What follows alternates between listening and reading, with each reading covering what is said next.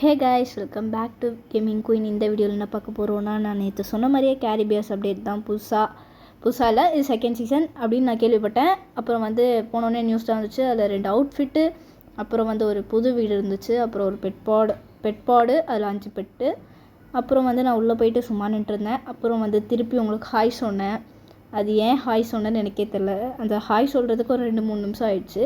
அப்போ எனக்கு ரொம்ப லேக் ஆச்சு. அப்புறம் நான் நேற்று ஒரு பெட் பாட் வாங்கியிருந்தேன். எதுக்குன்னே தெரில, சும்மா இருந்துச்சுன்னு வாங்கினேன். இதில் எனக்கு ஒரு மஞ்சள் கலரில் ஒரு பெட்டு கிடச்சிச்சு கைஸ். அந்த பெட்டை என்ன பெட்டுன்னு கூட தெரில. என் தம்பி தான் இதுக்கு முன்னாடி ஆடிட்டு இருந்தான். அவன் நிறையா ட்ரேடிங்லாம் வந்திருக்குன்ட்டு இருந்தான். அதனால் ஏதோ ஒரு அளவுக்கு நல்லாயிருக்கு கேம்.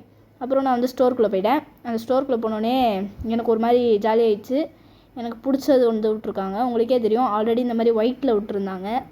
அதெல்லாம் பார்த்தோன்னே ஒரு மாதிரி எக்ஸைட்மெண்ட் ஆகிட்டேன். எனக்கு பழைய கால நினைவுகள்லாம் வந்துச்சு. அப்புறம் அந்த பேக்குள்ளெல்லாம் போய் பார்த்துருந்தேன். அதில் எல்லாம் நல்லா தான் இருந்துச்சு. இது எனக்கு ஒரு மாதிரி நல்லா இருந்துச்சு கைஸ். இந்த டாக்டர் பேக் சூப்பராக இருந்துச்சு. அப்புறம் ரேசிங், இந்த கார் அல்டிமேட்டாக போச்சு. நான் டெஸ்ட் ட்ரைவ் மட்டும் பண்ணி பார்த்தேன். அந்த வீடியோ இருக்குது, நான் காட்டுறேன். அப்புறம் நான் முன்னாடியே சொன்ன மாதிரி இது அந்த பெட்ஸ் தான் கைஸ். அந்த பெட்ஸு நான் வாங்கி கூடிய சீக்கிரத்தில் போடுறேன். எனக்கு தெரிஞ்ச வரைக்கும் இந்த வாட்டி நிறைய கண்டென்ட் இருக்குதுன்னு நினைக்கிறேன். இது போஸ் அப்படி தான் நினைக்கிறேன். போஸாக எமௌண்ட்டான்னு தெரில, பார்ப்போம். அப்புறம் பார்த்தா எல்லாத்தையும் திரும்பி விட்டு வச்சுருக்காங்க. நான் இப்போ தான் பார்த்தேன். அப்புறம் XD ப்ளஸில் ஏதோ விட்டுருந்தாங்க. அது மட்டும்தான் பார்த்தேன், 3 days இது. அப்புறம் இந்த பேக்லாம் ரொம்ப மாதிரி நல்லா தான் இருந்துச்சு கைஸ். ஆனால் ரொம்ப கலர்ஃபுல்லாக பண்ணியிருக்காங்க.